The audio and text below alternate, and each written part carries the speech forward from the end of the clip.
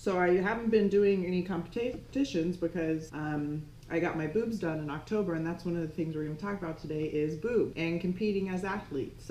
We both have boob implants, if you couldn't tell.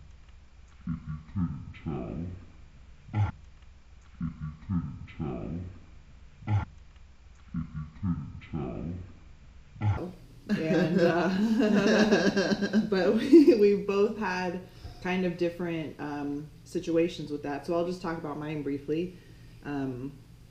So I have lost and gained weight throughout my life, and so my boobs were, you know, just not how I wanted them to look. And so I decided back in October to get a boob job, and but I had implants and a lift done, which is pretty invasive.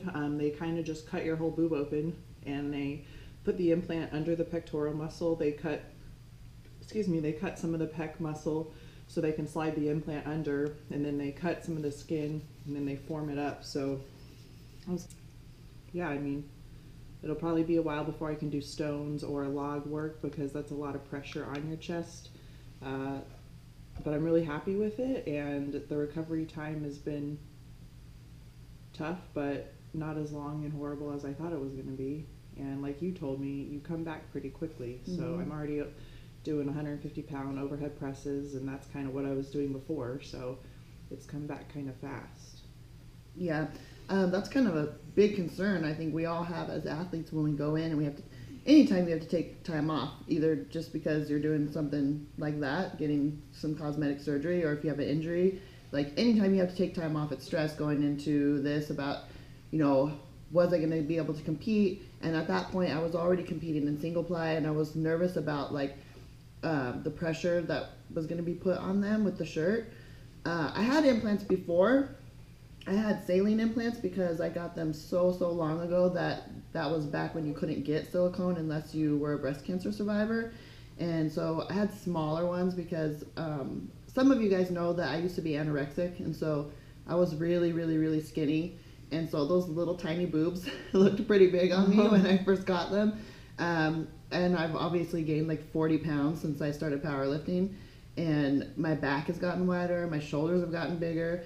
So I doubled the size of my implants, and I went to silicone. What size are yours? So I have 725 now. And I have 500 cc's, and they're also silicone, just to give you guys a reference of what they look like. Because I know for me, when I talked to you before I had surgery, I was thinking about doing only like 350 cc's, and you're like, fuck that. You're going to be really disappointed. Go bigger. And I was really scared because I didn't want to look like a porn star. And so I ended up going bigger, and I'm glad that I did, because they don't look nearly as big in your body as they do when you're fucking holding them in the doctor's office, you know, me playing with them or juggling with them while he's out of the room. But yeah. So if you want a frame of reference, Kate is 5'10", and I'm 5'6". Yeah. And her, what'd you say, 550? 500 cc's? 500, yeah. Her 500 cc's put her at a 36 double D, and my 725 cc's put me at a 34 double D. So it also depends on the shape of your chest. So if you have different shapes of chest, different body types, all implants are going to sit differently on different people. So if I ever stop powerlifting and I get skinny again, these are going to be enormous on me. Right. Yeah. So I'm sure my husband's not complaining too much about that.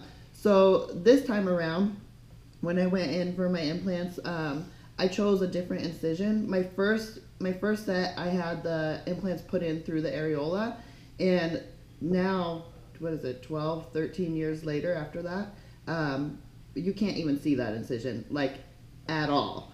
And so these are about 1.5 years old now, and I chose to go underneath because I didn't want to stretch out my areolas any bigger than what they already were.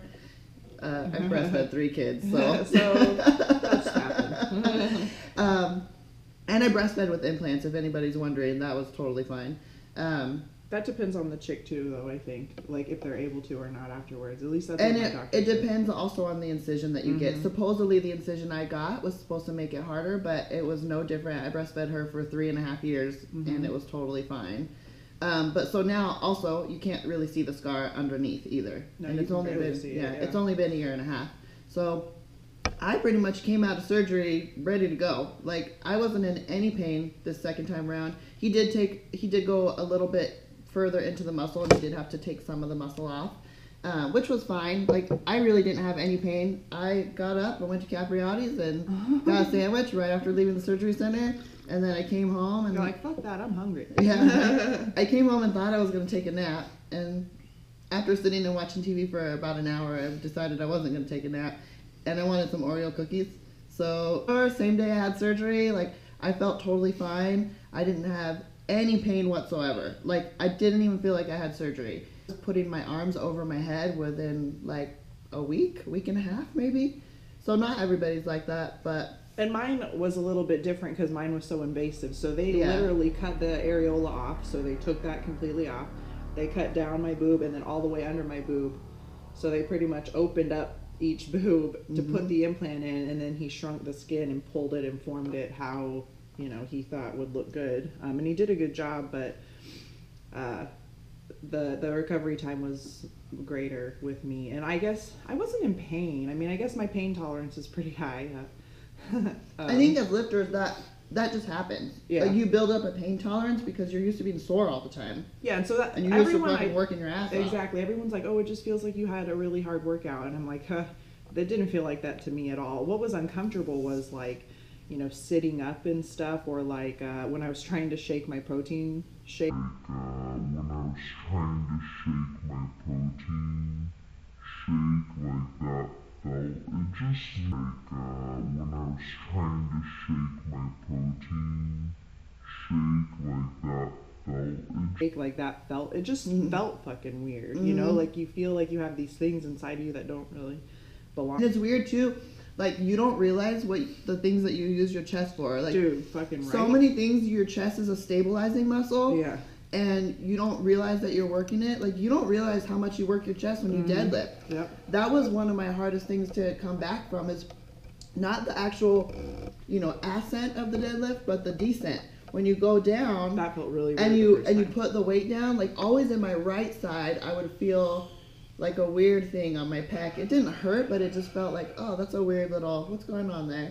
And that continued on for months, that I would feel that. Like, probably 6 to 8 months I felt that. Pull-ups, I couldn't do pull-ups for a long time. I miss doing pull-ups and climbing the rope. I think I benched before I could do pull-ups. I think... Because I know, like, when I do lat pull-downs, the pulling down is fine.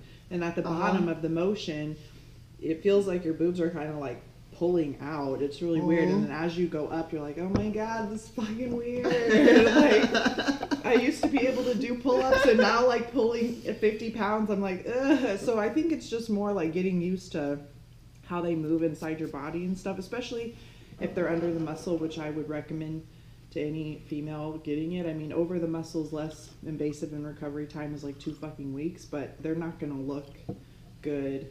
And don't you have to have them redone? I personally like the look of over the muscle because I like the super, super fake look. But they don't last as long. Like, whatever, okay, maybe. My mom's had hers longer than that, and she's still fine. She has no desire to get new ones. But for me, because I'm pretty lean and I am naturally completely flat-chested like a child, I have no fat there and no breast tissue to hide an implant, so you would see the whole implant. Like, it doesn't. It's somebody who's skinny fat, like most of the girls that you see that have those over the top muscles or the over the muscle implants. It's different because they either have breast tissue because they're skinny fat, because obviously when you're lean and muscular you don't have breast tissue, so they have something to hide that, or they just have in general more body fat to hide that implant. But I like that roundness at the top, which I'll never be able to get. Yeah. So it just depends on what kind of look you're looking for. It depends. I'm a Vegas girl. I like that fake shit. I wanted just to look good in clothes and obviously look good in bras and swimsuits and shit, but I didn't want it to look like ridiculous. But now I kind of wish that I went a little bit bigger. We always do. I wish I would too. So at first, like, if I ever get these redone, let's just bump that number up a little bit. I went in. I had several consultations. I went in saying I wanted 800s, and a couple doctors. Whoops. Didn't mean for that to happen. Anyways. Somewhere there. Yeah, okay. I went in and had consultations with a couple of doctors, and my first idea was I wanted 800s. I wanted 800 cc's so bad, and I was like a small C, maybe a large B with my old implants, and so that was a big jump. Mm-hmm. And some of them were like, you got to stage it.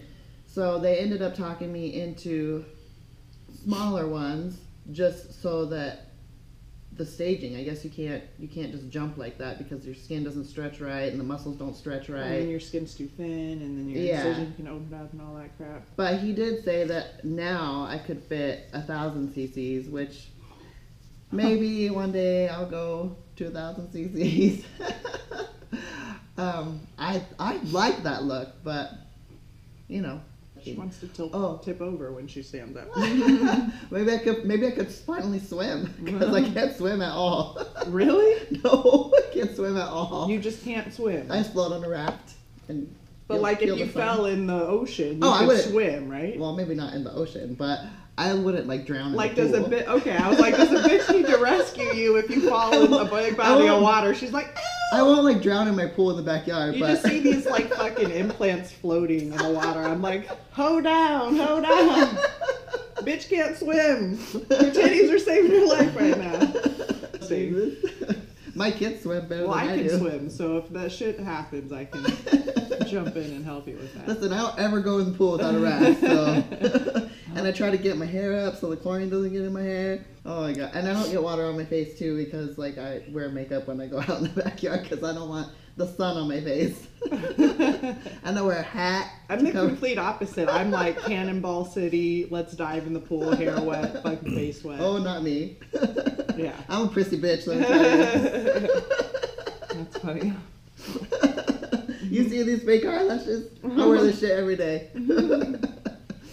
So I was going to talk about my bench. My bench didn't take long to come back. I was super, super stressed about that. It feels weird, though, because I tried to just bench the bar, and when I'm laying down and grabbing the bar from the rack position and just moving it over my chest, for me personally, that feels really fucking bizarre.